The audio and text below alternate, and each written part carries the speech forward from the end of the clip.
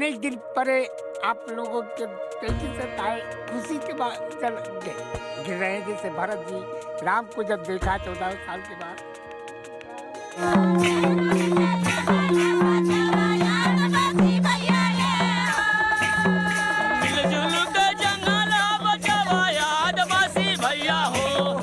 সময় বদলে গেছে, চোখে চোখ রেখে আমি রিপোর্টিংটা করব এবং ভবিষ্যতেও সারা বাংলাকে জানাবো। आप लोगों को बार बार प्रणाम कोटि। धन्य है आप लोग, स्वामी विवेकानंद की कर्मभूमि और सुभाष चंद्र कर्मभूमि कोठारी बंधु की कर्मभूमि से पधारे। आपको कौन कौन চিরদিন কারো সমান নাহি যায়, আজ যে রাজা ধীরাজ কাল সে ভিক্ষা চায়। আজ কশ্যপপুরমে গেছিলাম। অযোধ্যায় যে ইতিহাসগুলোকে মুছে দেওয়ার, বিকৃত করার চেষ্টা হয়েছে, যে ইতিহাসগুলো লাগাতার আমাদের চোখের সামনে ছিল কিন্তু আমাদের ছেলেমেয়েদের, আমাদের প্রজন্মকে পড়ানো হয়নি, মনে করানো হয়নি, ভুলিয়ে দেওয়ার চেষ্টা হয়েছে, আজ ফের গেছিলাম সেখানে দেখতে। শুধু বাবা নয়, এখন থেকে বলছে দাদা। বাড়িতে আনুন শুধুই লাল বাবা। লাল বাবা রাইস, স্বাদ ও স্বাস্থ্য একসাথে পাবেন শুধুমাত্র লাল বাবাতে। আমার ভারতকে, আমার ভারতের যারা বাসিন্দা, যাদেরকে দশকের পর দশক ধরে সন্ত্রাসবাদী হিসেবে তকমা দিয়ে দেওয়া হয়েছিল, যাদের দাগিয়ে দেওয়া হয়েছিল, এরাই বোধহয় ভারতের সবচেয়ে বড় শত্রু। এমন দাগ তাদের গায়ে লাগিয়ে দেওয়া হয়েছিল। আজ তাদের দেখতে গেছিলাম। আজ গেছিলাম কশ্যপপুরমে। আমি যেটা দিয়ে শুরু করলাম, যে শব্দবন্ধগুলো দিয়ে, চিরদিন কারো সমান নাহি যায়, আজ যে রাজা ধীরাজ কাল সে ভিক্ষা চায়। একটা সময় কশ্যপপুরমের চারপাশে মুলায়ম সিং যাদবের পুলিশ দৌড় করাতে করাতে 16 জন কশ্যপকে গুলি করে মেরেছিল।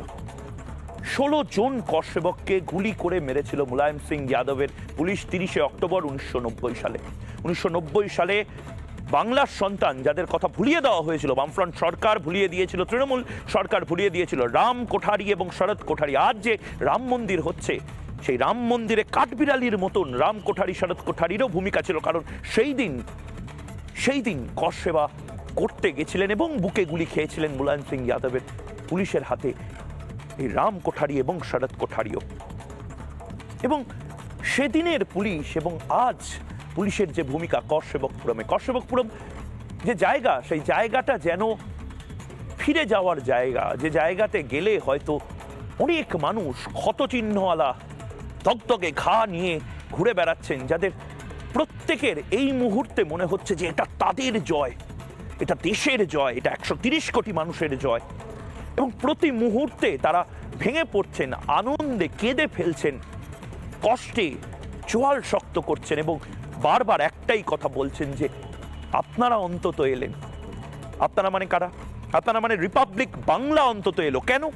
তার কারণ একটা লাগাতার ন্যারেটিভ বিল্ড করবার জন্য কিছু মিনমিন মিডিয়াকে, কিছু তল্পি বাহক সংবাদ মাধ্যম, যাদেরকে ব্যবহার করেছিল তদানীন্তন সরকার, তাদেরকে ব্যবহার করা হয়েছিল শুধুমাত্র একটা মিথ্যা প্রচার করবার জন্য। মিথ্যা প্রচারটা কি? মিথ্যা প্রচারটা হলো ভারতে রাম মন্দির কোনোদিন হতে পারে না, কারণ রাম মন্দির একটি সাম্প্রদায়িক বিষয়। ভারতে রাম, বাংলায় রাম বহিরাগত, দুর্গা আপন, রাম বহিরাগত, রামনবমী বহিরাগত উৎসব, দুর্গাপুজো, শারদোৎসব আমাদের উৎসব। এই ন্যারেটিভ সেট করা হয়েছিল এবং এই ন্যারেটিভসটা সেট যারা করেছিলেন তাদের গালে বোধহয় 82 শিক্ষার থাপ্পড় মারছে আজকের এই উৎসব, যেখানে দলিত, আদিবাসী, বনবাসী, জল জঙ্গল জমিনের যে লড়াই করেন যারা, যাদের কথা সামনে রেখে অনেক মুক্তমনা নিজের কসম খান, অনেক ইনসাফ চান, তারাও পর্যন্ত আজ অযোধ্যাতে নেমে পড়েছেন নাচের তালে তালে, সুরে, আদিম কোনো সুরে তারা উৎসবে মেতে উঠেছেন। আমি সাক্ষী থেকেছি, গোটা বাংলাকে সাক্ষী করিয়েছি এবং সাক্ষী করাচ্ছি এই মুহূর্তের কশ্যপপুরমের সেই সমস্ত কশ্যপকদের সামনে। গোটা দেশে যারা কশ্যপক রয়েছেন, যারা কোনো না কোনোভাবে রাম মন্দির আন্দোলনের সাথে যুক্ত ছিলেন, যারা আজ বৃদ্ধ, অশীতিপর, কিন্তু তারা লড়াইটা চালিয়ে গেছিলেন এবং আজ তারা চুপচাপ বসে টিভির সামনে হয়তো কাঁদছেন, হয়তো গলার কাছে দলা পাকিয়ে আসছে, বা ভেঙে পড়ছেন হাজারিলাল রাঠোরের মতন, ভেঙে পড়ছেন প্রজাপতি বাবুর মতন। প্রজাপতি বাবু রাম মন্দিরের যে ভান্ডার, অর্থাৎ যেখানে ঘি রাখা রয়েছে, কামধেনু গরুর যে দুধ থেকে বানানো ঘি, যে ঘি দিয়ে শ্রী রামলাল্লাকে শুদ্ধ করা হবে। যে ঘি, যে জল, জানকপুরী থেকে যে জল এসেছে, নেপাল থেকে বিভিন্ন নদী থেকে যে জল এসেছে, সেই জল দিয়ে জল অভিষেক করানো হবে রামলাল্লার। সেই সমস্ত কিছু দামি দামি মণি মুক্ত সামগ্রী, মধু, সমস্ত কিছু যজ্ঞের সমস্ত সামগ্রী যে ভাণ্ডারে রাখা আছে, সেই ভাণ্ডারের যে রক্ষক কর সেবক, তিনিও আমাকে দেখে হাত ধরে কাঁদতে কাঁদতে ভেঙে পড়লেন এবং বললেন যে মনে হচ্ছে আমার বাড়ি থেকে কেউ এসেছে। বাংলা থেকে কোনো সংবাদ মাধ্যম তো এখানে আসে না, বাংলা থেকে কোনো সাংবাদিক এসে তো আমাদের কথা আজ অব্দি জিজ্ঞেস করেনি, বাংলা থেকে কোনো সংবাদ মাধ্যম এসে কর সেবকদের যে ভার্সন, সেই ভার্সনটা তো কোনোদিন তুলে ধরেনি। বাংলা থেকে তুমি এসেছো, আমার ভালো লাগছে, শুধু নয় আমার কান্না পাচ্ছে এর জন্য যে এবার হয়তো আমরা আমাদের গল্পগুলো বলতে পারবো। এবং অবশ্যই রিপাবলিক বাংলায় জবাব চাই বাংলা যেদিন থেকে রাম মন্দিরের এই কাভারেজ শুরু করেছে, অবশ্যই এই পণ আমি করেছি যে এই মিথ্যাচারগুলোকে ভাঙবো, এই মিথ্যাচারগুলো, এই পর্দা ফাঁসগুলো আমি করবো যে রাম নাকি বহিরাগত। কে বলেছে রাম বহিরাগত? হাজার হাজার বছর ধরে বাঙালির সাথে রাম ছিল। এরপরে একটা ন্যারেটিভ সেট হয়েছে রাম, লক্ষণ, সীতা এরা নাকি উত্তরপ্রদেশের। কে বলেছে তা? কে বলেছে? দুর্গাপুজোর মতনই রামকে নিয়ে যে উচ্ছ্বাস ছিল, ঘরে ঘরে নামকরণ করা হয়েছে, সেই সমস্ত কিছু দেখিয়েছি। তার পাশাপাশি দেখিয়েছি একটা ন্যারেটিভ তৈরি করা হয়েছিল রাম নিরামিষাশী না, আমিষ খান রাম, এই খান না ওই খান, ভুল ভ্রান্তি মিথ্যাচারের একটা ন্যারেটিভ সেট করা হয়েছে। যে ন্যারেটিভটাকে ভাঙার খুব প্রয়োজন 2024 সালে, এবং সেই ভাঙার কাজটাই করছি, ভাঙা গড়ার আগামী 100 বছরের ভারতবর্ষের জন্য। আমারও হয়তো কাঠবিড়ালির মতন ছোট্ট কোনো ভূমিকা থাকবে আগামী ভারতবর্ষের যে রূপ, সেই রূপ দেওয়ার ক্ষেত্রে দাঁড়িয়ে আপনারও ভূমিকা থাকবে। কিন্তু আজকে ভেঙে পড়েছিলেন যে কর সেবক, একেবারে অসতিপর যে কর সেবক, তার হয়তো আজকে ভেঙে পড়ারই দিন। আজকে কান্নায় ডুকরে ডুকরে কান্নায় গলার কাছে দলা পাকিয়ে আসারই দিন। কারণ আজ এমন এক দিন, যে দিন ইতিহাসকে পুনর্লিখনের শপথ করার। প্রথমেই এই প্রতিবেদন দেখাবো যেখানে আমি তার সঙ্গে মুখোমুখি হয়েছি, এবং তারপর আসছি অতিথিদের কাছে। আপনি আমাকে দেখে আবার কেঁদে ফেলছেন কেন? আমি अनेक दिन परे आप लोगों के पेटी से ताए खुशी के बाद चल गए। ঠিকই তো, আজ তো কাঁদবারই দিন। যে খবর বারবার চেপে রাখার চেষ্টা হয়েছে, ভুলিয়ে দেওয়ার চেষ্টা হয়েছে 1990 সালে কর সেবকদের গুলি করে মারার ইতিহাস, মুছে দেওয়ার চেষ্টা হয়েছে রাম কোঠারি আর শরৎ কোঠারির অবদান, বিকৃত করা হয়েছে রাম মন্দির আন্দোলনের ইতিহাস। আজ সেই অচলায়তন ভাঙার দিন। যে বাংলায় একদা বাম শাসকেরা সব সময় চেষ্টা করে গিয়েছে রামকে বহিরাগত বলার, দেশের ঐতিহ্য রক্ষায় কর সেবকদের বলিদানকে তুচ্ছ তাচ্ছিল্য করে তাদের সন্ত্রাসবাদীর তকমা দেওয়ার, সেই বাংলাতেই এখন চাকা ঘুরছে। তাই তো উৎসব মুখর অযোধ্যায় রিপাবলিক বাংলাকে দেখে চোখের জল বাঁধ মানছে না সংগ্রামী কর সেবকদের। কে বলে বাংলার সাথে রাম মন্দিরের কানেকশন নেই? বাংলার সাথে আপনার কানেকশন আছে। আপনি আমাকে দেখে আবার কেঁদে ফেলছেন কেন? আমি अनेक दिन परे आप लोगों के पेटी से ताए खुशी के बाद चल गए गिर रहे हैं। जैसे भरत जी राम को जब देखा 14 साल के बाद,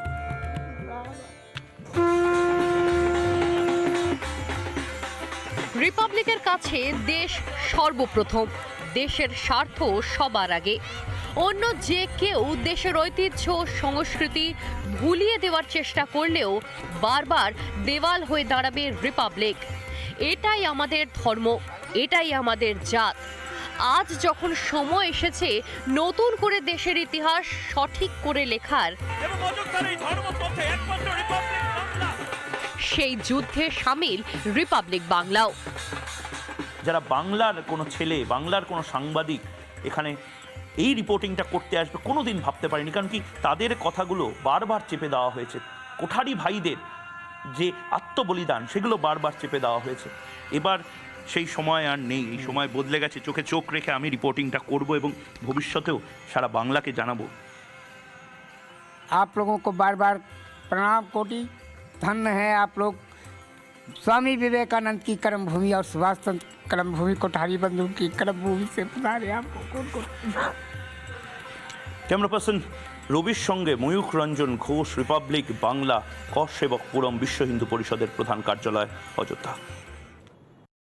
যারা এই মুহূর্তে আমার সঙ্গে রয়েছেন তাদের সাথে আলাপ করিয়ে দেবো। রয়েছেন দেবাশিস চৌধুরী বিজেপি মুখপাত্র, রয়েছেন রাজু ঘোষ সমাজকর্মী, নির্মাল্য মুখার্জি সাংবাদিক, রয়েছেন স্বামী পরমাত্মানন্দজি মহারাজ মহামণ্ডলেশ্বর রয়েছেন আমাদের সঙ্গে, এবং ডক্টর অর্ণব ঘোষাল রয়েছেন আমাদের সঙ্গে। প্রত্যেককে স্বাগত জানাচ্ছি। আমি শুরুতেই নির্মাল্যদা আপনার কাছে যাব। নির্মাল্য মুখার্জি এই মুহূর্তে রয়েছেন। নির্মাল্য মুখার্জি দীর্ঘদিনের সাংবাদিক, এবং নির্মাল্য মুখার্জি নিশ্চয়ই জানেন যে একজন মানুষ কিভাবে আত্মিকভাবে যোগাযোগ করতে পারে একজন সাংবাদিকের সাথে, আর সাংবাদিকও ভাইস ভার্সা সাধারণ মানুষদের সাথে কিভাবে কানেক্ট করতে পারে। নির্মাল্যদা, আমি অযোধ্যাতে এসে আমি একেবারে এডিটোরিয়াল ডিসিশন, আমি একেবারে এডিটোরিয়াল যে পলিসি, এডিটোরিয়াল যে প্রতি মুহূর্তের ডেডলাইন, সমস্ত কিছু সরিয়ে শুধু মানুষের গল্প শুনছি। নির্মাল্যদা, বিশ্বাস করবেন না, আজকে কর সেবক পুরমে যে সমস্ত কর সেবকরা রয়েছেন, এমনকি যে 10 ফুট বাই 20 ফুটের যে ঘর থেকে অশোক সিংহলজি এবং পরমহংস রামদাস যে সিদ্ধান্তগুলো নিয়েছিলেন, সেখানে যারা বৃদ্ধ কর সেবক আছেন তারাও আজকে বেরিয়ে আসছেন। তারা বেরিয়ে আসছেন তার কারণ বাংলা থেকে একজন সংবাদ মাধ্যম কর্মী এসে তাদের কথাটা বলছেন, এবং তারা যেচে যেচে বাংলায় কথা বলছেন। তার কারণ তারা বলছেন যে আমাদের কাছে এই গল্পগুলো শোনার জন্য কেউ আসে না, আমাদেরকে সন্ত্রাসবাদী তকমা দিয়ে দেওয়া হয়েছে, আমাদেরকে দাগিয়ে দেওয়া হয়েছে। নির্মলতা, সত্যিই কি সাংবাদিক হিসেবে, সংবাদ মাধ্যম কর্মী হিসেবে বা ইতিহাসবিদ হিসেবে যারা যারা এতদিন কাজ করেছেন এবং রাম মন্দিরকে যেভাবে জাজ করেছেন, রাম মন্দির আন্দোলনকে যেভাবে দাগিয়ে দিয়েছেন, এবার কি ইতিহাস পুনর্লিখনের সময় এসেছে?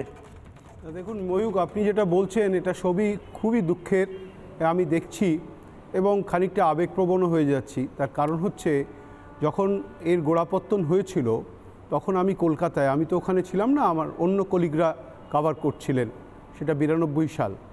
কিন্তু সেখানে কলকাতায় তখন অন্যরকম পরিস্থিতি তৈরি হয়ে গেছিল। কিন্তু একটা জিনিস আপনাকে বলি, সেই সময় সেই দিন আমার মনে আছে, সেটা এক রবিবার ছিল এবং সকাল থেকে শুরু হয়। তার আগের দিন আমি যে কাগজে কাজ করতাম খবরটা বেরিয়ে গেছিল, যিনি বার করেছিলেন তিনি পরে অন্য জায়গায় চলে যান। কিন্তু মানে একটা দুপুরের মধ্যে, বিকেল 5টার মধ্যে গোড়াপত্তনটা হয়ে গেছিল, এবং প্রায় 3 লক্ষ কর সেবক, যেটা রিপোর্টেড হয়েছিল আমার যতটুকু মনে আছে সেই সময় ওইখানে অ্যাসেম্বলি হয়েছে 3 lakhs, আই স্টিল রিমেম্বার, আমি যদি খুব পরিষ্কার মনে রাখি। সুতরাং তাদের বহু পরিবারের মানুষ এখনও রয়েছেন, তারা তার প্রত্যক্ষ সাক্ষী হয়েছিল। তার আফটারমাথ কী হয়েছে না হয়েছে সবই জানেন। তবে একটা কথা আপনাকে বলি যে ওই দিনটাকে আমি যেহেতু আপনি রাজ্যের চ্যানেল এবং পশ্চিমবঙ্গের ব্যাপারে রয়েছেন, আমি আপনাকে বলি বাংলার কথা বলছেন, তো ওই দিনটাকে গোড়াপত্তন যেদিন হয়েছিল 6ই ডিসেম্বর 1992, ওই দিনটাকে 25 বছরের মাথায় মমতা বন্দ্যোপাধ্যায় 2017 সালে ওই দিনটাকে সংহতি দিবস হিসেবে পালন করেছিলেন। কালকে উনি এবারের 22 তারিখ যেটা উনি করছেন, সংহতি মিছিল করছেন। সুতরাং সংহতি দিবস যে উদ্দেশ্যে হয়েছিল আর সংহতি মিছিল যে উদ্দেশ্যে হচ্ছে, আপনি যদি মিলিয়ে নেন আপনি বুঝতে পারবেন যে কেন করা হচ্ছে এবং উদ্দেশ্যটা কি। মমতা বন্দ্যোপাধ্যায় একটা কবিতা লেখেন ভার্ডিক্ট আসার পরে, কিন্তু সেই কবিতাটার নাম হচ্ছে দ্য আনসেড, না বলা কথা। উনি কি বলতে চেয়েছেন আজ অবধি কেউ জানেনি, কিন্তু আমার মনে হয়েছে যে উনি কিছু একটা বলতে চেয়েছেন, সেটা আর এখানে ইন্টারপ্রেট না করলেই হয়। এবার প্রশ্নটা দাঁড়াচ্ছে যে করসেবকদের কাছে আপনি পৌঁছে যাচ্ছেন, এই করসেবকরা সেদিন যে আত্মবলিদানের দিয়েছিল, তার আগে তাদের উপর যখন গুলি চলেছিল মুলায়ম যাদবের গভর্নমেন্টের সময়, এদের একটা দীর্ঘ ট্র্যাডিশন আছে। তাদেরকে দাগিয়ে দেওয়া, সন্ত্রাসবাদী বলে দেওয়া, এটার বোধহয় এবার মোড় ঘোরার সময় এসে গেছে এবং সেইটাই শুরু হয়েছে। 22শে জানুয়ারি সেটা আরও বেশি করে প্রতিষ্ঠিত হবে। অন্তত এই কালিমাটা তাদের মুছে যাবে যে তারা সন্ত্রাসবাদীও নন, তারা দেশের কোনো ক্ষতিও করতে চাননি। দেশের যে জাতীয় পুরুষ, যাকে নিয়ে যে একটা কালচারাল কনসেপ্ট, একটা লিগ্যাল কনসেপ্ট, একটা ইন্ডিভিজুয়াল কনসেপ্ট, সুপ্রিম কোর্টের কথা যদি আমি ধরে নিই, হি ইজ আ জুরিস্টিক এন্টিটি, মানে সে আইনত তার একটা সত্তা আছে, রামের বাস্তব সত্তা আছে, আইনত আছে, এটা সুপ্রিম কোর্টের কথা। আমি সেই কথাটাই বলছি। সেই সত্তাটা আমি এখানে বসে যতটা না অনুভব করব, আপনি এখন ওখানে গেছেন, আপনি আরও ভালো করে বুঝতে পারবেন। এবং মানুষের যে আবেগটা বেরিয়ে আসছে, যে উচ্ছ্বাসটা বেরিয়ে আসছে, এটা একটা নরেন্দ্র মোদী বলেছেন, আমি তার সঙ্গে সহমত, যে এটা একটা আন্তর্জাতিক সাংস্কৃতিক মাপ নেবে এবং সেটাই ঘটনা। রাম মর্যাদা পুরুষোত্তম, জাতীয় পুরুষ, তিনি সেই প্রতিষ্ঠা লাভ করতে চলেছেন। এর সঙ্গে আর কোনো কিছু থাকতেই পারে না। যদি এই ন্যারেটিভটা তৈরি হয় যে কালী বনাম রাম, দুর্গা বনাম রাম, যে চেষ্টাটা হচ্ছে, আমি তার ঘোর বিরোধী। এবং সেই ন্যারেটিভটা তৈরি করতে গেলে আবার একটা ডেঞ্জারের মধ্যে যাবে। যেমন ধরুন, এখানে একটা ন্যারেটিভ তৈরি হয়েছিল যে বহিরাগত দল, বহিরাগত মানুষ, বহিরাগত পার্টি, এই কনসেপ্টটা আবার ঘুরে আসছে ওই দুর্গা বনাম রাম, কালী বনাম রাম।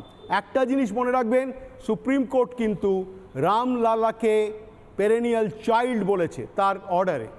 যেমন কালীঘাটের কালীকে 1960-তে সুপ্রিম কোর্ট পেরেনিয়াল চাইল্ড বলেছিল, সুতরাং রামলালাও চাইল্ড, মা কালীও চাইল্ড। এর যদি বিভেদ একটা ন্যারেটিভ সেটে করে কেউ যদি বিভেদ করতে চান, সেটা বোধহয় আমার মনে হয় না খুব বৈজ্ঞানিক এবং স্বাস্থ্যসম্মত হবে। কিন্তু করসেবকদের অবদান আপনি চোখের সামনে দেখতে পাচ্ছেন। নির্মলদা, আমি ঠিক আপনাকে এই জায়গাটাতে থামাচ্ছি এবং আপনাকে এই জায়গায় থামানোর পাশাপাশি আরেকবার আমি দেবাশিস চৌধুরীর কাছে, এবং দেবাশিস চৌধুরীর পাশাপাশি রাজশ্রী লাহিড়ী বিজেপি মুখপাত্র আমাদের সঙ্গে যুক্ত হবেন। দেবাশিস চৌধুরী দীর্ঘদিন ধরে সংঘ এবং তার পাশাপাশি কর সেবকদের কাছ থেকে দেখেছেন। দেবাশিস চৌধুরী, আমি জানি না যে এই চিত্র আপনি সচরাচর দেখেন কিনা, যেখানে কর সেবকদেরও চোখে জল আসে, কর সেবকদের গলার কাছে দলা পাখি আসে। কর সেবকরা কোনো সাংবাদিক কলকাতা থেকে যাচ্ছেন, তাকে জড়িয়ে ধরে বলেন যে আমি ভাবতে পারিনি তোমরা আমাদের জন্য এখানে আসবে, এত বড় করে তোমরা কাভারেজ করবে। সেই চিত্রটা, সেই প্রতিবেদনটা একবার আমি দেখিয়ে নিতে চাই, গোটা বাংলার মানুষ দেখুক এই ভার্সনটা, এবং তারপর আপনার কাছে আসছি। কে বলে বাংলার সাথে রাম মন্দিরের কানেকশন নেই? বাংলার সাথে আপনার কানেকশন আছে, আপনি আমাকে দেখে আবার কেঁদে ফেলছেন কেন? हमी अनेक दिन परे आप लोगों के पेटी से ताए खुशी के बाद चल गिर रहे हैं। जैसे भरत जी राम को जब देखा 14 साल के बाद। যারা বাংলার কোনো ছেলে, বাংলার কোনো সাংবাদিক এখানে এই রিপোর্টিংটা করতে আসবে কোনোদিন ভাবতে পারেনি, কারণ কি তাদের কথাগুলো বারবার চেপে দেওয়া হয়েছে। কোঠারি ভাইদের যে আত্মবলিদান, সেগুলো বারবার চেপে দেওয়া হয়েছে। এবার সেই সময় আর নেই, এই সময় বদলে গেছে। চোখে চোখ রেখে আমি রিপোর্টিংটা করব এবং ভবিষ্যতেও সারা বাংলাকে জানাবো। आप लोगों को बार बार प्रणाम कोटि। धन्य है आप लोग, स्वामी विवेकानंद की कर्म भूमि और सुभाष चंद्र कर्म भूमि, कोठारी बंधु की कर्म भूमि से पधारे आपको। ক্যামেরা পার্সন রবির সঙ্গে ময়ূখ রঞ্জন ঘোষ, রিপাবলিক বাংলা, কর সেবক পুরম, বিশ্ব হিন্দু পরিষদের প্রধান কার্যালয়, অযোধ্যা। দেবাশিস দা, আমার কথা বলার ভাষা নেই, কারণ যে কাজটা আমি করছি সেই কাজটা সাংবাদিক হিসাবে আমার করার দায়িত্ব। কর সেবকদের ভার্সন তুলে ধরা দায়িত্ব, কর সেবক পুরমে গিয়ে রিপোর্টিং করা দায়িত্ব। যারা কর সেবক সেই সময় 1990 সালে, আমরা সচরাচর 1992 সালের কথা বলি, কিন্তু 1990 সালে 16 জনকে গুলি করে মেরে দিয়েছিল মুলায়ম সিং সরকারের পুলিশ। সেই সত্যটা তুলে ধরা প্রয়োজন।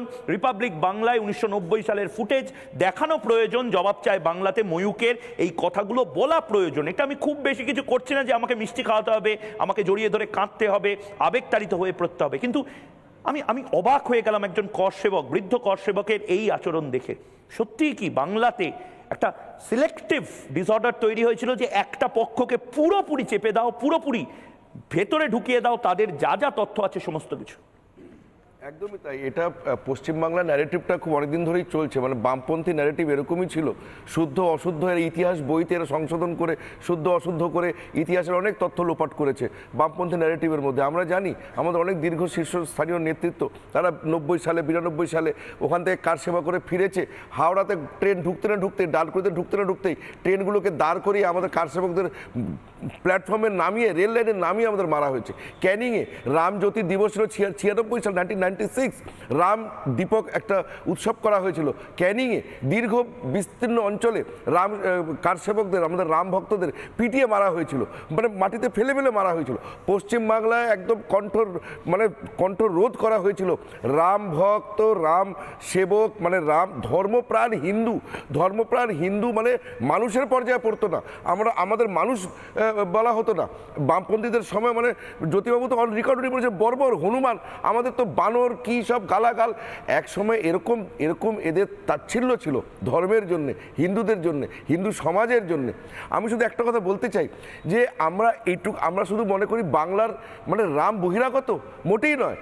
ইতিহাসে প্রমাণ হচ্ছে, নতুন গবেষণা হচ্ছে, আমার অধ্যাপকরা গবেষণা করেছেন, যেরকম আমরা অতীশ দীপঙ্করকে চিনি বা রাহুল সাংক্রদায়িক, মানে পূর্ব ভারত থেকে বৌদ্ধ ধর্মের বিস্তার। কিন্তু আমরা কি জানি সিলহেট, ময়মনসিংহ এবং উত্তরবঙ্গ, যেটা এই যে বিস্তীর্ণ বাংলার যে অঞ্চল, এই অঞ্চল আজকে থাইল্যান্ডের রাজা রাম বংশ হিসেবে, থাইল্যান্ডের পুরনো রাজধানীর নাম ছিল অযোধ্যা।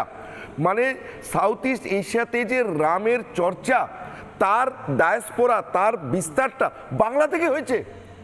বাংলা যেরকম বৌদ্ধ ধর্মের বিস্তার করেছে গোটা পূর্ব এশিয়াতে বা সাউথ ইস্ট এশিয়াতে, রাম চর্চার বিস্তারও সিলেট থেকে, ময়মনসিংহ থেকে, আজকে পশ্চিম বাংলা থেকে এই রামচর্চা গোটা সাউথ ইস্ট এশিয়াতে গেছে। থাইল্যান্ডের যে রাজবংশ, তাদের সম্পূর্ণ সম্পর্ক রয়েছে। তাই তো নরেন্দ্র মোদী প্রধানমন্ত্রীজি বলছেন সাউথ কোরিয়া থেকে ডেলিগেশন আসছে এই জন্মভূমির জন্যে। কেন? এই জন্যেই, কেননা রাম প্রাণ পুরুষ। আমি একটা কথা বলতে চাই, ইন্দোনেশিয়া পৃথিবীর বৃহত্তম মুসলিম দেশ, কিন্তু তাদের প্রাণ পুরুষ, সেই রাষ্ট্রপুরুষকে রাম, ইন্দোনেশিয়ার রাষ্ট্রপুরুষ রাম।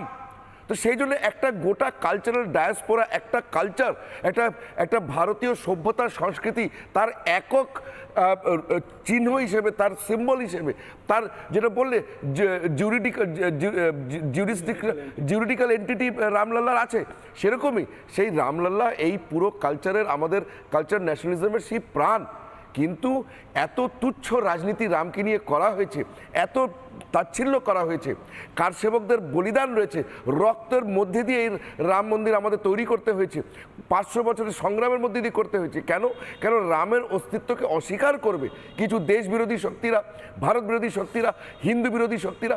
রামকে বাদ দিলে ভারত হয়, ভারতকে বাদ দিলে রাম হবে। তাহলে রামকে যারা অস্বীকার করছে তারা ভারতকে অস্বীকার করেছে, ভারতের সভ্যতা সংস্কৃতি তাকে অস্বীকার করছে। আর আজকে গোটাতে এমন জায়গায় এসছে, গোটা বিশ্ব যে জিনিসটাকে উৎসব করছে, আনন্দ করছে।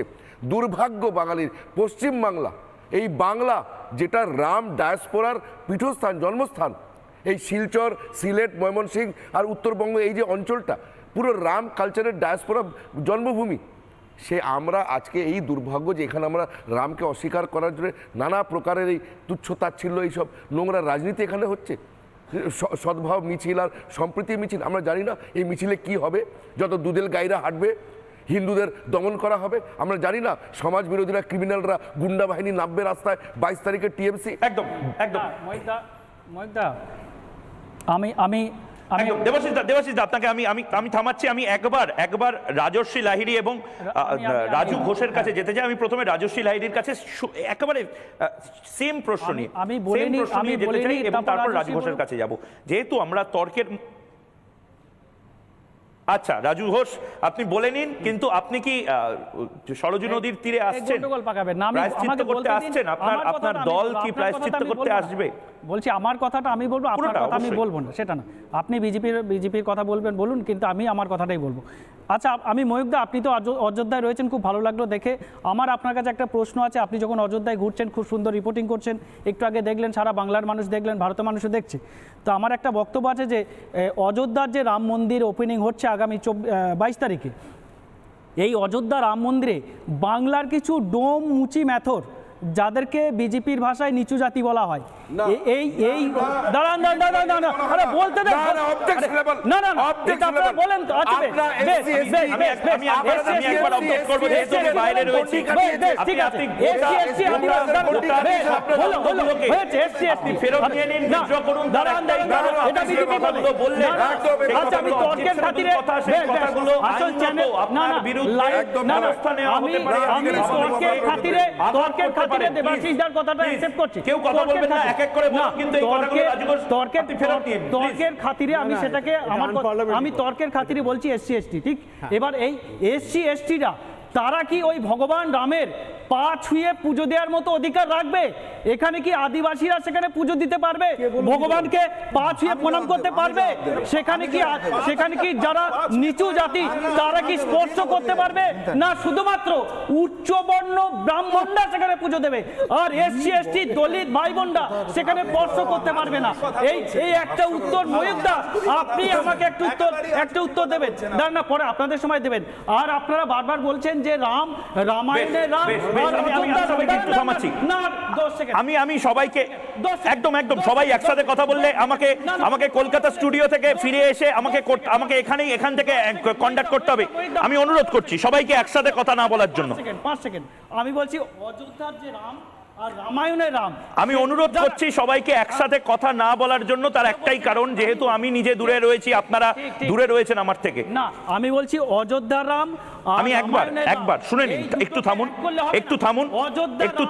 অযোধ্যার রাম মনে আছে আমরা সেই রামায়ণের গল্পতে যে একজন মাঝির বাড়িতে গেছে, আর এই যে অযোধ্যার যে রাম, সেই রাম কিন্তু মাঝির বাড়িতে যাবে না, সেই রাম কিন্তু ব্রাহ্মণ্যবাদী রাম মন্দির, সেখানে কিন্তু এসসি-এসটিদের যার ফলে তাহলে আপনার ভূতের মুখে রাম নাম, ভূতের মুখে রাম নাম, আপনি বড় বলুন, কপন কল্পনা, কপন কল্পিত কথা বলছেন কতগুলো, স্পর্শ করতে পারবে অবান্তর মিথ্যা কথা এগুলো। না আমি আপনি সত্যি কথা বলুন, রামকে ভূতের মুখে রাম নাম ছাড়ুন, বলুন। না আপনারা ছেড়ে দিন, রাম চর্চা ছেড়ে দিন। হয়ে গেছে তো, আর কতবার প্রশ্ন করবে? একই প্রশ্ন, এক প্রশ্ন, ঠিক আছে, হয়ে গেছে, এবার জবাবটা দিয়ে দিন। দুটো সম্পূর্ণ আলাদা। অযোধ্যা রামটা রাজনীতির জন্য, রামায়ণের পুজো করার জন্য, শুনে নিয়েছি, এবার জবাবটা শুনে নাও। একসঙ্গে করবেন না, মানুষকে এবার জবাবটা শুনে নাও, মানুষকে বিভ্রান্ত করবেন ঠিক না। আছে, জবাবটা শুনে নাও।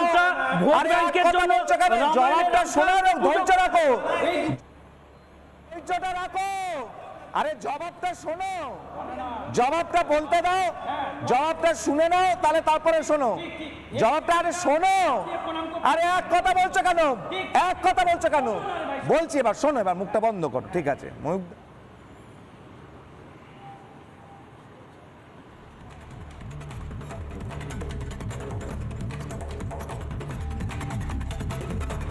আপনাদের যদি কথা বন্ধ হয়ে যায়, আপনাদের যদি কথা বলা শেষ হয়ে যায়, আপনাদের যদি মনে হয় সঞ্চালকবিহীনভাবে আপনারা জবাব চায় বাংলা করতে পারেন, রাজু ঘোষ, ময়ূক রঞ্জন ঘোষের জায়গা নিতে পারেন, অবিলম্বে আপনি জবাব চায় বাংলার অ্যাঙ্কার হন, আমি চুপ করে যাব এভাবে। কিন্তু যদি আপনি চুপ থাকতে না চান, আপনি কথা বলতে চান, আমার পরে কথাটা বলুন বা অন্য অতিথিদের পরে কথাটা বলুন।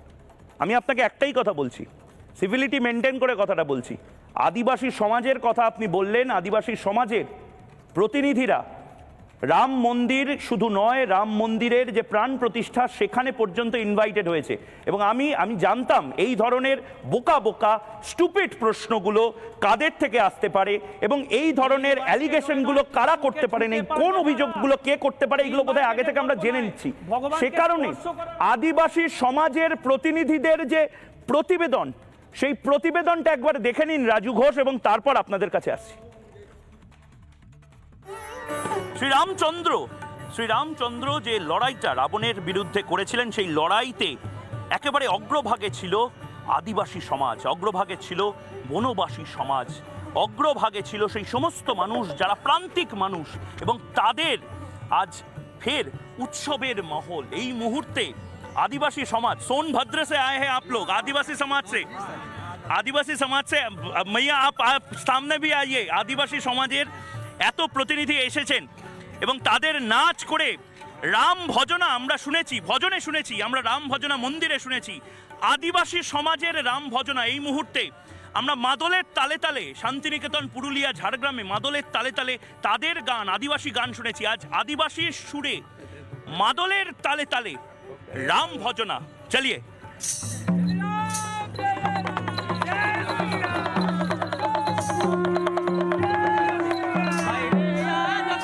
भैया हो उजाड़ गइल जंगल के बतैया, आदिवासी भैया ये हो ये हई रे आदिवासी भैया हो उजाड़ गइल जंगल के बतैया, आदिवासी भैया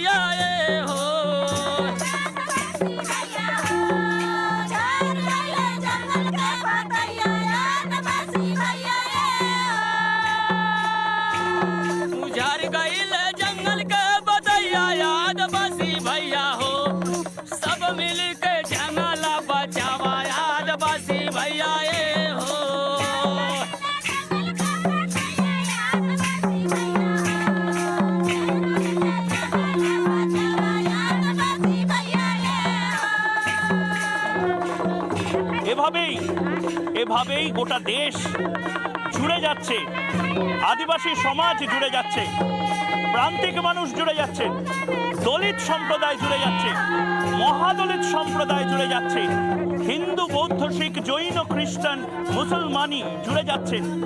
আদিবাসীদের এই সুর অযোধ্যার এই পুণ্যভূমিতে প্রতি মুহূর্তে এটা প্রমাণ করছে রাম শুধু অযোধ্যার নয়, রাম আপনার, রাম আমার, রাম সোনভদ্রের, রাম ঝাড়গ্রামের, রাম জঙ্গলমহলের, এবং যে রাম আদিবাসী সমাজকে নিয়ে রাবণের বিরুদ্ধে লড়াইটা করেছিল, তাদের চিৎকার করে জানানোর সময় যে এই মুহূর্তে রাম মন্দিরের থেকে বড় ইভেন্ট কোথায় আসেনি। ক্যামেরা পার্সন রবির সঙ্গে ময়ূক রঞ্জন ঘোষ, রিপাবলিক বাংলা, অযোধ্যা। আমি রাজু ঘোষ আবার আপনাকে সময় দিচ্ছি কথা বলার, কিন্তু তার আগে একবার শুধু দয়া করে শুনে নেবেন, টেকনিক্যাল অসহায়তাটাকে নিজের অস্ত্র ভাববেন না। আমি শুধু একটাই কথা বলছি রাজু ঘোষ আপনাকে, রাবণের বিরুদ্ধে লড়াইটা রাম দলিত, আদিবাসী, বনবাসী, জল জঙ্গল জমিনের লড়াই করে যারা, তাদের সঙ্গে নিয়ে যারা প্রান্তিক, যারা হয়তো সাধারণ মেইন স্ট্রিমের কথা বোঝে না, কথা বলতে পারে না, তাদেরকে সঙ্গে নিয়ে লড়াইটা করেছিল। এমনকি একজন কাঠবেড়ালিকে সঙ্গে নিয়েও লড়াইটা করেছিল। কেন এই ভুলভাল ন্যারেটিভগুলো দিচ্ছেন রাজু ঘোষ? আপনাকে আমি 30 সেকেন্ড টাইমার দিচ্ছি, তারপর আমি রাজস্বীর কাছে যাব। না, আমি বলছি যে আপনি একটু আগে দেখালেন যে আপনার প্রতিবেদনে দেখাচ্ছেন যে আদিবাসী ভাই বোনরা ঢোল মাদল বাজিয়ে তারা সেখানে একটা উৎসব পালন করছে রাম মন্দিরের জন্য বা রামের জন্য। কিন্তু আমার আপনার কাছে এটাই তো প্রশ্ন, এবং বিজেপির ভাইদের কাছে এটাই প্রশ্ন যে আদিবাসী ভাইদের বোনদের তাদের কি রাম মন্দিরকে নয়, রামের চরণ স্পর্শ করার অধিকার থাকবে, রাম ঠাকুরকে পায়ে হাত দিয়ে প্রণাম করার অধিকার থাকবে? সেইটা কি কোনো রকমভাবে এখনো ভারতীয় জনতা পার্টি যেভাবে করতে চাইছে, মনে হচ্ছে রামটা তো শুধু বিজেপির রাম, আর কারো রাম নাই, শুধুমাত্র না না না। আমার আরেকটা আপনাকে 5 সেকেন্ড আমি শুধু চেয়ে নেব। আমি রাজু ঘোষ একদম রাজু ঘোষ আপনার কাছে আমি বলেছি আমি রাজস্বীর কাছে যেতে চাই। রাজস্বী তোমার বক্তব্য। আজকে রাজুদা যে প্রসঙ্গ উত্থাপন করলেন, আগামী 22 তারিখে যিনি উদ্বোধন করবেন রাম মন্দিরের, যার জাতি নিয়ে গোটা পশ্চিমবঙ্গ কেন ভারতবর্ষ নানান প্রশ্ন করেছিলেন, সেই ভারতবর্ষের যশস্বী রাজর্ষি প্রধানমন্ত্রীর জাতি কি, তার জবাব কি দিতে পারবেন? যার উদ্বোধন নিয়ে আজকে এত প্রশ্ন আজকে বিরোধী করছে, সেটাই ভুলে গেছেন। এটা বিরাট বড় ফঁপা রাজুদা করে ফেললেন, সেম সাইড গোল। যে রামায়ণ শবরীর এঁঠো ফল খেয়েছিলেন, যিনি নিষাদ রাজকে ভাতৃ সমানভাবে আলিঙ্গন করে চলে এসেছিলেন, যে কারণে আজও ভারতবর্ষের সমগ্র কৈবর্ত সমাজের ইষ্ট দেবতা হচ্ছেন রামচন্দ্র, এবং সেই কৈবর্ত বংশজাতা রানী রাসমণির আরাধ্য ইষ্টদেব ছিলেন রঘুনাথ। সেগুলোকে রঘুবীর, তাকে কি অস্বীকার করতে পারবে? ময়ূকদা, যে প্রশ্নে এখানে বারবার করে যে ন্যারেটিভ দাঁড় করানো হয়েছে, সেটাই বলছি আজকে। কাজী নজরুল ইসলামের মনোজপ নাম শ্রী রঘুপতি রাম, নবদুর্বাদল শ্যাম, নয়নাভিরাম, সুরাসর কিন্নর যোগী ঋষি নর, চরাচর যে নাম জপে অবিরাম শ্রী রঘুপতি রাম। যে কাজী নজরুল ইসলাম এটি লিখেছে ছিলেন, বাঙালিকে কোনোদিন এটা শেখানো হয়নি। রাজা কৃষ্ণচন্দ্র, রানী ভবানী, রানী রাসমণি, মহাপ্রভু চৈতন্যদেব, আদিবাসী এসছি, তারা রামের স্পর্শ ছোঁয়ার অধিকার আছে, রাম মন্দিরে গিয়ে তারা শুয়ে পুজো দিতে পারবে, এটা বলুন না। মহাপ্রভু চৈতন্যদেবের আদি পূর্বপুরুষের বাস্তু ভিটে একথা বাঙালিকে জানতে দেওয়া হয়নি। মুকুন্দ রামের বর্ণনায় মুকুন্দ রাম কি বলছেন, প্রথমে নমি রাম নবদুর্বাদল শ্যাম, বাঙালিকে জানানো হয়নি, বাঙালিকে জানানো হয়নি। একদম রাজস্বী ঠিক এই জায়গাতেই যেহেতু এই যে ডিসকোর্সটা চলে এলো সামনে, রাজুদা আমি দুজনকেই থামতে বলছি একটাই কারণে। আমি স্বামী পরমাত্মানন্দজি মহারাজ অনেকক্ষণ ধরে বসে রয়েছে। স্বামী পরমাত্মানন্দ মহারাজ, অনেকে যারা দর্শকরা রয়েছেন তাদের মধ্যে থেকে অনেকে আমাকে মেসেজ করে বলছেন বিগ্রহের চরণ স্পর্শ করার অধিকার কারো থাকে না, ওটা ব্রাহ্মণদেরও হয়তো থাকে না যদি তারা পুরোহিত বা সেবায়েত না হন। আবার অন্যদিকে সেবায়েত যে অব্রাহ্মণও হতে পারে, সেটা পুরীর দৈতাপতিদের দেখলে বোঝা যায়, এক। এবং দুই, আরেকটা কথা যেটা তৃণমূল সমর্থক বললেন এখানে, যে আদিবাসী দলিত এদেরকে উচ্চ রাখা হয়েছে, ব্রাত্য রাখা হয়েছে। আমার প্রতিবেদনও তাদের বিশ্বাস অর্জন করতে পারেনি। সেক্ষেত্রে দাঁড়িয়ে আদিবাসী, বনবাসী, গিরিবাসীরাও রাম মন্দিরে আমন্ত্রিত হয়েছেন 22 তারিখ, এটা সত্য, এটা হয়েছে।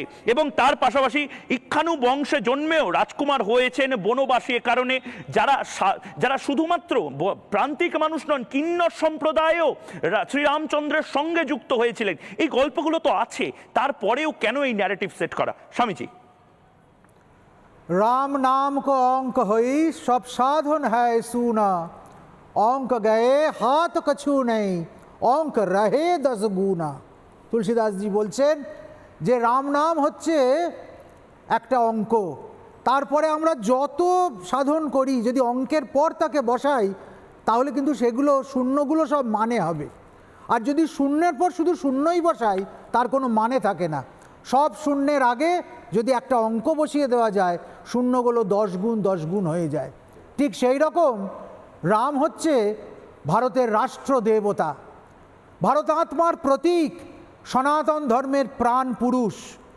সেই রামের সঙ্গে অন্য কোনো তত্ত্বকে মিলিয়ে ফেলা এবং বারবার তাকে গুলিয়ে দেওয়া, রাম বিজেপির, রাম বহিরাগত, রাম বাঙালির নয়, রামের উৎসব বাঙালির জন্য নয়, এগুলো কিন্তু সব আরোপিত। রাম কোনো রাজনৈতিক দলের নয়, রাম আমাদের কৃষ্টি, আমাদের সংস্কৃতি, আমাদের চিৎ প্রকর্ষ, তার জাজ্জল্যমান মূর্তি। রাম বিগ্রহবান ধর্ম, বাল্মীকি বললেন যে রাম যে ধর্মের বিগ্রহবান মূর্তি হচ্ছে রাম। আর যদি প্রশ্ন ওঠে যে রামের মূর্তিকে পায়ে হাত দিয়ে স্পর্শ করে পূজা করা যাবে কি না, এটা কিন্তু তত্ত্বগত প্রশ্ন নয়, এটা হয়ে যাচ্ছে আচারগত প্রশ্ন। যে কোনো কিছুর একটা আচার আছে, পূজার্চনারও একটা আচার আছে। সেখানে অর্চা বিগ্রহ বলে একটা কথা আছে, যে অর্চা বিগ্রহ কেবল সেবায়েতরা, সব ব্রাহ্মণরাও নয়, সব উচ্চবর্ণও নয়, যে কোনো প্রতিষ্ঠিত মন্দিরে গেলে পাবলিককে সেই মন্দিরে ঢুকতে দেওয়া হয় না। যদি প্রশ্ন হয়, একটু আগে প্রশ্ন উঠেছিল যে তারাপীঠে গেলে আমরা তো তারামাকে স্পর্শ করি, তারামাকে আমরা স্পর্শ করি বটে, কিন্তু সেটা স্পর্শ করি সেটা হচ্ছে তারামায়ের উপরে যে ডেকটি পরানো আছে সেই ডেকটাকে স্পর্শ করি। কিন্তু মূল যে বিগ্রহ যা ডেকের ভিতরে রয়েছে তা কেবলমাত্র সেবায়েত সকালবেলা ব্রাহ্ম মুহূর্তে ডেকটা সরিয়ে তার পূজাভিষেক করে ওপর দিয়ে ডেকটা পরিয়ে দেওয়া হয়। তবে শিব বিগ্রহ সবাই স্পর্শ করে, বিশ্বনাথ, আমি এক এক করে সব বলবো। আরে বাবা, আমাকে বলতে না দিলে আমি তাহলে চুপ করে থাকবো, একাই বলে গেলে হবে নাকি? না, কেন ভুল বলবো? আমি ভুল বলবো? স্বামীজি বলুন। আরে আমাকে বলতে না দিয়ে বলছে ভুল বলছে। কোন শিব মন্দিরে যাবেন চলুন, আপনি স্পর্শ করে আরে আমি তো বলতে যাচ্ছি, এত অস্থিরতা কেন? আমরা ধর্মগুরুরা ধর্মের তত্ত্ব বলবো না?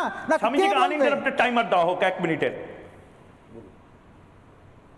দ্বাদশ জ্যোতির্লিঙ্গ আছে, প্রতিটি জ্যোতির্লিঙ্গকে স্পর্শ করে পূজা করা যায়, শাস্ত্রে তার বিধান আছে।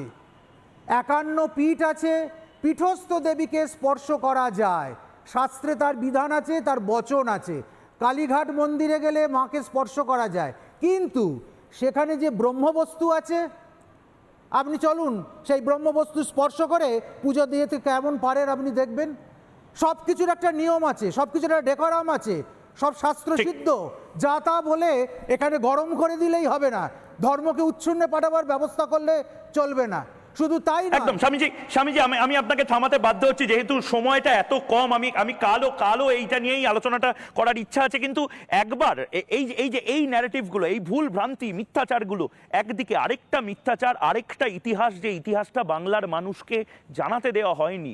কতজন ছেলে মেয়ে জানেন যে করসেবকপুরম বলে একটি জায়গা আছে অযোধ্যায়? কতজন মানুষ জানেন যে করসেবকপুরমে 10 ফিট বাই 20 ফুট একটি ঘর থেকে গোটা যে রাম মন্দির আন্দোলন, সেই রাম মন্দির আন্দোলনের সূচনা। আমি একবার দেখিয়ে নেওয়ার চেষ্টা করব যে পুরনো একটি রাম মন্দিরের রেপ্লিকাও কিন্তু আছে, যে রেপ্লিকাটা অনেকেই হয়তো জানেন না। একবার গোটা প্রতিবেদনটা দেখি, আমি অর্ণব ঘোষাল বাবুর কাছে যাব। যখন রাম জন্মভূমি আন্দোলন চলছে সেই সময় দাঁড়িয়ে এই দুজন ভদ্রলোক অশোক সিংঘল এবং পরমহংস রামচন্দ্র দাস, এই দুজন লাগাতার হাজারো হাজারো গালিগালাজ থেকে শুরু করে সমালোচনা থেকে শুরু করে বিভিন্ন কিছু হলেও আজ অবধি এই দুজনের অবদান, সেই অবদান অনস্বীকার্য। এবং তার পাশাপাশি রিপাবলিক বাংলা এই মুহূর্তে চলে এসেছে সেই জায়গায় যেখান থেকে আজকের রাম মন্দির এবং রাম মন্দির আন্দোলনের যে বীজ, সেই বীজ বপন হয়েছিল, যেখান থেকে মাস্টার প্ল্যান এসেছিল রাম জন্মভূমি আন্দোলনের। এই সেই রাম লাল্লার মূর্তি, সেই মূর্তিটি প্রথমে ভাবা হয়েছিল রাখা হবে রাম লালা বিরাজমান। এই সেই রাম লালা বিরাজমানের মূর্তি, যে মূর্তিকে কেন্দ্র করে গোটা দেশ জুড়ে একের পর এক মামলা, একের পর এক রাজনীতির সূচনা। এটাই সেই রাম মন্দির যেটা প্রাথমিকভাবে ভাবা হয়েছিল নির্মাণ করা হবে। এর থেকে আরও বড়, আরও বিশাল রাম মন্দির এই মুহূর্তে বর্তমানে তৈরি হচ্ছে। কিন্তু প্রথম যে রাম মন্দির তৈরির ভাবনা ছিল, সেই রাম মন্দিরের রেপ্লিকা এই মুহূর্তে রয়েছে 1992 সাল থেকে এই রেপ্লিকা রয়েছে। তার পাশাপাশি রামলালা বিরাজমান, এই মুহূর্তে রামলালা বিরাজমানের যে মূর্তি অর্থাৎ রামলাল্লার মূর্তি, সেই মূর্তি এই মুহূর্তে বিশ্ব হিন্দু পরিষদের করসেবকপুরম যে এলাকা রয়েছে, সেই করসেবকপুরম এলাকায় রাখা রয়েছে। অনেকেই জানেন না, এই মুহূর্তে অনেকেই এটাকে গুলিয়ে দেওয়ার চেষ্টা করেন। শ্রী রামচন্দ্র বা রামলালা বিরাজমান, যে ছোট্ট বাচ্চাটি, 6 বছরের বাচ্চার মূর্তিটি দেখালাম, সেই বাচ্চাটি কিন্তু কাল্পনিক চরিত্র ভারতবর্ষের নয়। সুপ্রিম কোর্ট বলে দিয়েছে, সুপ্রিম কোর্ট এটাও বলে দিয়েছে যে এই রামলালা বিরাজমান অর্থাৎ এই 6 বছরের বাচ্চাটি, সেই 6 বছরের বাচ্চাটির নামে জমি হস্তান্তর করা যাবে, 6 বছরের বাচ্চাটি আইনজীবী রাখতে পারে, 6 বছরের বাচ্চাটি নিজের জন্য স্ক্রাইব অর্থাৎ লেখক বা যে লিগাল ডকুমেন্ট লিখে দেবে তার হয়ে সই করে দেবে, তাও রাখতে পারে। কারণ বাচ্চা ছেলেটি এই মুহূর্তে সই করতে পারে না। বাচ্চা ছেলেটি অর্থাৎ রামলালা বিরাজমান, সেই রামলালা বিরাজমান ভারতবর্ষে লিগাল এন্টিটি। ওটা বাংলার মানুষ জানতেন না যে রাম এবং শরৎ কোঠারির অবদান। কোনো প্রেস, কোনো মিডিয়া, কোনো মিনমিনে চ্যানেল এইটা নিয়ে বড় স্টোরি কোনো প্রাইম টাইম করেনি। আমি বারবার বাংলার মানুষের কাছে পৌঁছে দেওয়ার চেষ্টা করেছিলাম সেই রাম এবং শরৎ কোঠারিকে যারা খুন হতে দেখেন তার মধ্যে থেকে অন্যতম প্রত্যক্ষদর্শী हजारीलाल राठौर। आपने राम कोठारी और शरद कोठारी को मरते हुए देखा था पुलिस के हाथों में। कोई गिनती नहीं है, लाखों लाख कार सेवक अयोध्या आए थे और उसमें कलकत्ता के एक जत्थे में शरद कोठारी, राम कोठारी भी थे। तो वो सामने पड़ गए तो वो उनको गोली लगी थी और वो ख़त्म हो गए थे। অর্থাৎ চোখের সামনে তিনি দেখেছিলেন কিভাবে গুলি করা হয়েছে, কিভাবে একের পর এক করসেবকদের মারা হয়েছে। এবং এই জায়গাটিতে না আসলে রামভূমি, রাম জন্মভূমি, রাম মন্দির এবং রাম জন্মভূমি আন্দোলনের যে গোটা সার্কেলটা, সেই সার্কেলটা কমপ্লিট হয় না। ক্যামেরা পার্সন রবির সঙ্গে ময়ূক রঞ্জন ঘোষ, রাম জন্মভূমি আন্দোলনের কন্ট্রোল রুম, অযোধ্যা। অর্ণব ঘোষাল, আপনার কাছে আমি আসছি এবং একেবারে আপনি শুনলেন প্রতিবেদন, এবং তারপরেও কি আপনার মনে হয় না ইতিহাস পুনর্লিখনের সময় এসেছে এবং সময় এসেছে যে ভুলগুলো ছিল সেগুলোকে ঠিক করা? একদমই তাই ময়ূক। আমার খুব একটি কবিতার লাইন মনে পড়ছে, কবিগুরু রবীন্দ্রনাথ ঠাকুরের ভাষা এবং ছন্দ এই যে কবিতায় রয়েছে যে কহ মোরে বীর্যকার ক্ষমারে না করে অতিক্রম, কাহার চরিত্র ঘেরি সুকঠিন ধর্মের নিয়ম, সম্পদে কে থাকে ভয়ে, বিপদে কে একান্ত নির্ভীক, কে পেয়েছে সবচেয়ে, কে দিয়েছে তারও অধিক, কহ মোরে সর্বদর্শী হে দেবর্ষী তাঁর পুণ্য নাম, নারদ কহিল ধীরে অযোধ্যার রঘুপতি রাম। তো এই সেই রামচন্দ্রের চরিত্র। একটু আগে মহারাজও বললেন, অন্যরাও বললেন যে রামচন্দ্র জাতীয় আদর্শ। কেন তিনি জাতীয় আদর্শ হলেন, কেন আমরা তার পিছনে সৈনিকের মতো ছুটছি, তার একটা বিশিষ্ট কারণ আছে। কারণ আমরা যদি বিভিন্ন ধর্মশাস্ত্রগুলি দেখি সেখানে আমরা দেখব একটা সময় ছিল যখন এই সমগ্র বিশ্ব বা আমাদের ভারতবর্ষ অরাজক ছিল, কোনো রাজা ছিল না। তারপরে একটা রাজা তৈরি করা হলো, মানে রাজার কনসেপ্ট এলো এবং বিভিন্ন ক্ষেত্রে রাজারা তারা সকলে একটা গোষ্ঠীকে নিয়ে শাসন করতে শুরু করলেন। এবং সেই রাজার আদর্শ কেমন হবে তো সেই জন্য কিন্তু রামচরিত্র একটা অনন্য চরিত্র বলে দেখানো হলো, যেখানে আদর্শ রাজা কেমন হবে সেটা দেখানো হলো, আদর্শ দলপতি কেমন হবেন, যার কাছে কখনোই তার ফ্যামিলি, তার যে পারিপার্শ্বিক অবস্থাটা কখনোই মুখ্য নয়, তার কাছে প্রজাই হচ্ছে প্রথম এবং শেষ কথা। তো এই যে চরিত্রের যে আদর্শ, যে রাজার যে আদর্শ চরিত্র, এই জন্যই আমরা রামরাজ্যের উদাহরণ দিই। এই জন্যই রামরাজ্য বারবার উঠে এসেছে, মহাত্মা গান্ধীও সেই কথা বলেছেন। এবং তারপরে একদম অর্ণববাবু ঠিক এই জায়গাতেই আমাকে আপাতত এই বিতর্ক শেষ করতে হবে। এবং তার পাশাপাশি একজন দর্শক, মালবিকা ভাদুরী বলে একজন দর্শক, উনি লিখছেন লাইভ স্ট্রিমিংয়ে যে স্বামী বিবেকানন্দ দক্ষিণ ভারতে গিয়ে রাম এবং হনুমানকে দেখে তাদের যে গল্প, সেই গল্পতে এতটাই প্রভাবিত হয়েছিলেন যে বেলুড়ে প্রতি একাদশীতে রামের পুজো হয়। সমস্তটা রামকৃষ্ণ মিশনে গেলেই হয়তো দেখতে পাওয়া যাবে। রামকৃষ্ণ মিশনেও ছিল, রামকৃষ্ণ মিশনে আছে, ভারত সেবাশ্রম সঙ্গে আছে, প্রতি সংগঠন, মঠ, মিশন সমস্ত জায়গাতে রাম ছিল। শুধু মুছে ফেলার চেষ্টা হয়েছে বাংলাতে। চেঞ্জ করতে হবে, পরিবর্তন করতে হবে, চোখে চোখ রেখে এটাই করে আসছি, এটাই করবো। একটা ছোট্ট বিরতি নিচ্ছি, বিরতির পর ফিরে আসছি আমি ময়ূক, অযোধ্যা থেকে। সঙ্গে থাকুন।